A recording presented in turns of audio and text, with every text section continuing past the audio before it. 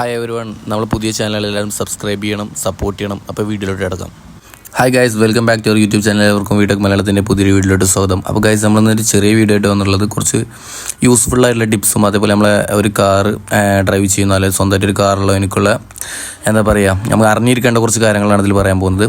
അപ്പോൾ നമ്മൾ ചെറിയ കാര്യങ്ങൾ മിസ് ചെയ്താൽ തന്നെ വണ്ടിക്ക് വലിയ പണി കിട്ടും. അപ്പോൾ ഒരു ചെറിയ കോസ്റ്റ്ലി ഒരു 100-300 രൂപ, ഒരു 350 രൂപേൻ്റെ എന്താണ് പറയുക കംപ്ലയിൻറ്റ് വെച്ചുകൊണ്ട് നടന്ന് അതിലേക്ക് ആ കംപ്ലയിൻറ്റ് ചെക്ക് ചെയ്യാത്തതുകൊണ്ട് എനിക്ക് കിട്ടിയത് ഒരു 8-9,000 രൂപേൻ്റെ പണിയാണ്. അപ്പോൾ ഗൈസ് എന്ന് പറയാൻ പോകുന്നത് ബേസിക് ആയിട്ടുള്ള തിങ്ങാണ് ടയർ അലൈൻമെൻറ്റ്. വണ്ടിക്ക് അലൈൻമെൻറ്റ് ചെക്ക് ചെയ്യാതെ ഞാൻ അത് അലൈൻമെൻറ്റ് ചെക്ക് ചെയ്യണമെങ്കിൽ കുറച്ച് ടൈം എടുക്കും. അപ്പോൾ ആ ടൈം സ്കിപ്പ് ചെയ്യാൻ വേണ്ടിയിട്ട് അല്ലെങ്കിൽ ആ ടൈം അവിടെ കൊണ്ടുപോയിടാൻ ഇല്ലാത്തതുകൊണ്ട് ഞാൻ എത്ര കാലം എസ്കേപ്പ് ഇട്ട് നടന്ന് എൻ്റെ വണ്ടീൻ്റെ ടയർ മൊത്തം എന്താ പറയുക തേഞ്ഞ് സ്ലൈറ്റ് പോലെ. അപ്പോൾ അത് എൻ്റെ പ്രശ്നമാണ്. പിന്നെ അറിയാത്തവരുണ്ടെങ്കിൽ വണ്ടി പെട്ടെന്ന് ബ്രേക്ക് മാറ്റാനോ അല്ലെങ്കിൽ ബ്രേക്ക് പാഡ് ക്ലീൻ ചെയ്യാനോ അല്ലെങ്കിൽ നമ്മളെ ടയർ ചേഞ്ച് ചെയ്യുകയൊക്കെ ആണെങ്കിൽ തന്നെ നമ്മൾ വണ്ടിയിൽ പെട്ടെന്ന് നമ്മൾ ചേഞ്ച് ചെയ്യുന്ന ടൈമിൽ അലൈൻമെൻറ്റ് ചെക്ക് ചെയ്യാറില്ല. അപ്പോൾ എല്ലാവരും അലൈൻമെൻറ്റ് ചെക്ക് ചെയ്തതിന് ശേഷം മാത്രം വണ്ടീൻ്റെ ടയർ ഇട്ട് ഓടുക. അപ്പോൾ എനിക്ക് വന്ന പണി ഞാൻ കാണിച്ചു തരാം.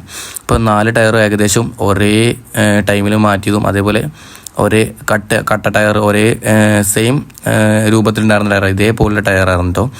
എനിക്ക് വേണ്ടത് ഇപ്പോൾ 3 ടയറിന്മേലാണ് വണ്ടി ഓടുന്നത്. ഈ ടയർ ഓടി ഒരു 10-15,000 കിലോമീറ്റർ ഓടിക്കുന്നത്. പക്ഷേ ഈ ടയറിന്മേക്ക് ഒരു എഫക്റ്റും എടുത്തിട്ടില്ല, ഒരു എഫോർട്ടും ഈ ടയർ എടുത്തിട്ടില്ല.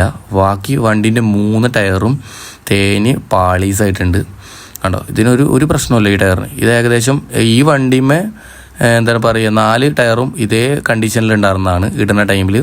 ഇതേപോലെ തന്നെയാണ് ഓപ്പോസിറ്റ് കിടക്കുന്നത്, സെയിം കമ്പനി സെയിം ടയറാണ്. പക്ഷെ അത് കണ്ടില്ലേ, അപ്പോൾ നമ്മൾ കഷണ്ടിയായ പോലെ മുടി മൊത്തം പോയിട്ട് കഷണ്ടിയായ പോലെ തൊട്ടിട്ട് അതിൻ്റെ ഇത് കാണിച്ചു തരാണ്ടോ, സ്ലൈറ്റ് പോലെ അതിൻ്റെ വര വന്നുകൊണ്ടെങ്കിൽ ഇതാണ് ഞാൻ അലൈൻമെൻറ്റ് ചെക്ക് ചെയ്തത്. വെറും ഒരു 300 രൂപേൻ്റെ കേസാണ്. ഏകദേശം 3000 സംതിങ് അല്ലെങ്കിൽ ഒരു 3000-ൻ്റെ അടുത്തൊക്കെ 2800 ഒരു ടയറിന് വില വരുന്നുണ്ട്. അലൈൻമെൻറ്റ് ചെക്ക് ചെയ്യാൻ ഏകദേശം ഒരു 10-300 രൂപേൻ്റെ അടുത്ത് മാത്രമേ ഉള്ളൂ.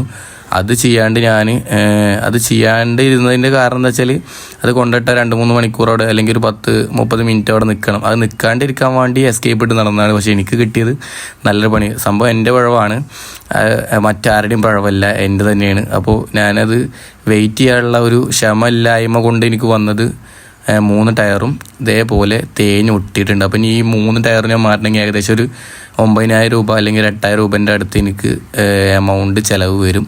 പക്ഷേ എനിക്കതൊരു അലൈൻമെൻറ്റ് അന്ന് തന്നെ ചെക്ക് ചെയ്ത് ടയറൊക്കെ ചേഞ്ച് ചെയ്യുന്ന ടൈമിൽ അന്ന് ചെക്ക് ചെയ്തിടുകയാണെങ്കിൽ എനിക്ക് ഒരു 300 രൂപേൻ്റെ കേസ് മാത്രമായിരുന്നു.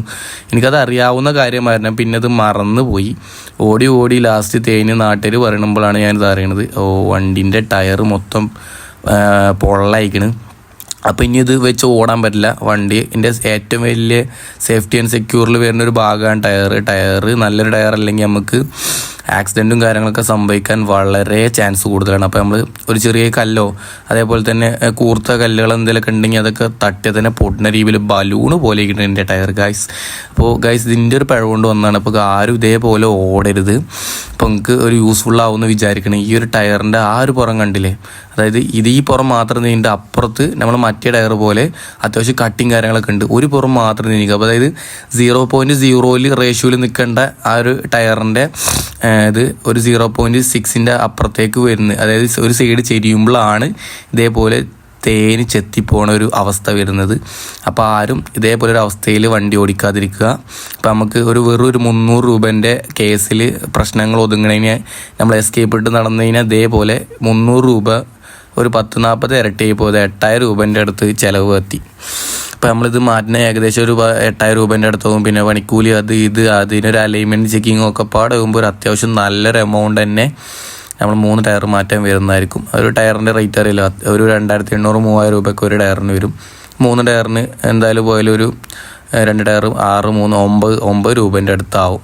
പിന്നെ ടയറിൻ്റെ ചേഞ്ചിങ് അതിനിപ്പോൾ അതിലെ എല്ലാ കാര്യങ്ങളും കഴിഞ്ഞിട്ടൊരു 10,000 രൂപേൻ്റെ അടുത്ത് ആവും ടയർ മാറ്റം മാത്രം. അപ്പോൾ അതുകൊണ്ടല്ലേ ഒരു ചെറിയ കാര്യങ്ങൾക്ക് നമ്മൾ മിസ് ചെയ്തത് വലിയൊരു എമൗണ്ട് നമ്മളൊക്കെ പൊട്ടി. അപ്പോൾ ചെറിയ ചെറിയ മാറ്റേഴ്സ് വേഗം പണിയെടുത്ത് ഒഴിവാക്കുക. അതാണ് എനിക്ക് പറയുന്നത്. വണ്ടി എപ്പോഴും വെൽ മെയിൻറ്റെയിൻഡ് ആയിട്ട് കൊണ്ടുനടക്കുക, അതേപോലെ ആക്കരുത്. ഇതിൻ്റെ അടുത്ത് തെറ്റി ചെറിയൊരു പിഴവാണ്. ഞാൻ ഇങ്ങനെ വണ്ടി ഇടാറില്ല. അപ്പോൾ ഡെയിലി ഓട്ടം ഉള്ളൊരു വണ്ടിയാണ്. അങ്ങനെ ഓടി ഞാനത് ടയർമൊക്കെ നോക്കാൻ മറന്നു. അതാണ് സത്യത്തിലുണ്ടായൊരു അവസ്ഥ. ഞാൻ മാറ്റണം അല്ലെങ്കിൽ അലൈൻമെൻറ്റ് ചെക്ക് ചെയ്യണം വിചാരിക്കും. പക്ഷേ അതിന് ടൈം കിട്ടൂല. പെട്ടെന്ന് ഇതേപോലെ ഒരു ചെറിയൊരു പീഡിയക്കിൽ തന്നെ ഈ ഒരു വണ്ടീൻ്റെ ടയർ ഇതേപോലെ ഒരു കോലത്തിൽ 3-4 മാസത്തിൻ്റെ അടുത്ത് ഓടിയപ്പോഴേക്കിന് ഈ ഒരു കോലത്തിലായി. അത്ര എനിക്ക് പറഞ്ഞു. ഇപ്പോൾ ഗൈസ് എല്ലാവരും ഒന്ന് വണ്ടി മെയിൻറ്റെയിൻ ചെയ്ത് ഓടുക. എല്ലാവരും യൂസ്ഫുൾ ആയിരുന്നു വിചാരിക്കുന്നു. ആരും എന്നെ തെറിയെന്ന് വിളിക്കരുത്. അപ്പോൾ എൻ്റെ അടുത്ത് പറ്റിപ്പോയൊരു അബദ്ധമാണ്. അതായത് ആരും അങ്ങനത്തെ മണ്ടാന്ന് വിളിക്കരുത്, സോറി. അപ്പോൾ ഗൈസ് എല്ലാവർക്കും ഈ വീഡിയോ ഇഷ്ടപ്പെട്ടു വിചാരിക്കും. ചെറിയൊരു ടിപ്പ് വീഡിയോ ആയിട്ടാണ് ഞാൻ വന്നത്. എല്ലാവരും നല്ലൊരു അലൈൻമെൻറ്റ് ഷോപ്പിൽ തന്നെ കൊണ്ടുപോയിട്ട് ടയറിനൊക്കെ എന്തെങ്കിലും, അതേപോലെ ഇപ്പോൾ നമ്മൾ സ്റ്റിയറിങ് നേരങ്ങത്തിൽ ഓടിക്കുകയാണെങ്കിൽ ഒരു സൈഡിലേക്ക് ചെരിവ് വരും. സ്റ്റിയറിങ് ഒരു സൈഡിലേക്ക് വണ്ടി ചെരിഞ്ഞ് പോകാനുള്ള അവസ്ഥ വരികയാണെങ്കിൽ അപ്പോൾ അതിൻ്റെ അർത്ഥം അലൈൻമെൻറ്റിൻ്റെ പ്രശ്നമാണ്. അപ്പോൾ അലൈൻമെൻറ്റ് ചെക്ക് ചെയ്ത് വണ്ടി ഓടിക്കുക. അപ്പോൾ ഗൈസ് എല്ലാവർക്കും വീഡിയോ ഇഷ്ടപ്പെടുന്ന വിചാരിക്കും. എല്ലാവരും സബ്സ്ക്രൈബ് ചെയ്യാൻ മറക്കരുത്. തൊട്ടപ്പുറത്തുള്ള ബെൽ ബട്ടൺ എനാബിൾ ചെയ്യുക, ഷെയർ ചെയ്യുക. നമുക്ക് വീണ്ടും കാണാം. ബൈ.